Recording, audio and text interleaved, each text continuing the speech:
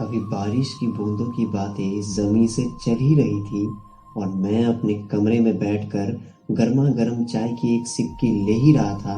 तभी ख्याल आया कि हम कभी साथ भी थे। वो सारे जज्बात जो वक्त की ठंडी हवाओं के साथ मानो जम सी गई थी, इस एक गर्म चाय की सिपकी ने फिर से उन्हें तरोताज़ा कर दिया। मुझे याद आया कि कैसे वो काली रात सिर्फ मेरे लिए आई थी, जब उसने मुझे कहा कि मैं उसे भूल जाऊं।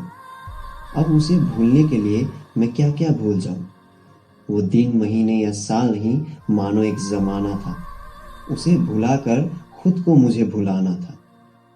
वो क्लास का हमारा बेंच और उस पर बैठे हम दोनों। तीसरा कोई कहाँ आता था, और जो कोई आता भी तो हमें कहाँ नजर आता था।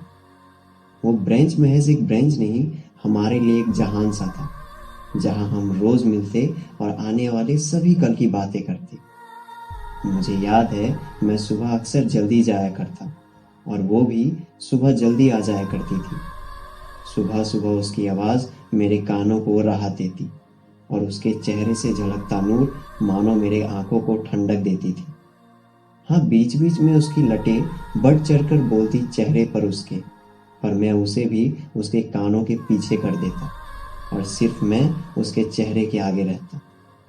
वहीं बैठे बैठे हमने बहुत से वादे भी एक दूसरे से किए, मानो वही हमारा मंदिर, वही मस्जिद था और ऊपर वाला भी हमें साथ देकर खुशी से मुस्कुराता था।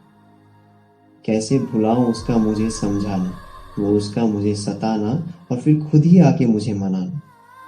उसकी लिखी हुई बातें मेरे किताबों में आज भी जिंदा है। अब उसे मिटाने जाऊं तो खुद को मिटाने सा लगता है।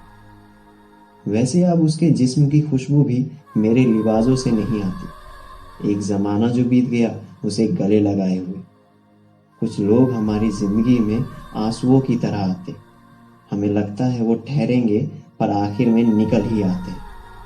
शायद बाहर बारिश की बूंदें भी ज़मीं से यही बातें कर रही थी कि किस तरह उनकी बातें और मेरी एक कहानी पूरी होकर के भी अधूरी रह गई और मेरी चाय एक बार फिर उसके ख्यालों में ठंडी हो गई।